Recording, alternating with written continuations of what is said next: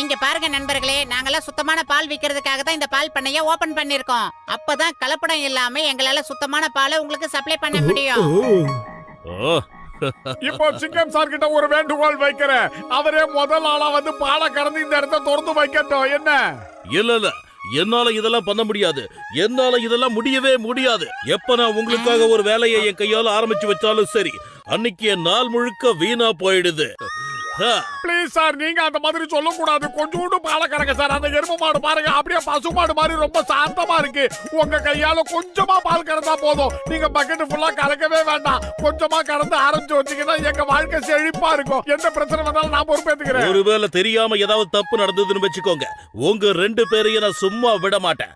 நீங்க பண்ற ஒவ்வொரு தப்புக்கும் உங்களை சும்மா விடாம பழி வாங்குவேன். முதல்ல பக்கெட்டை கொடு, நான் போய் பால் கறந்து கொண்டு வரேன். போடா போ மண்டை. நீ என்னோட செல்ல குட்டியில அப்படியே இரு. பால்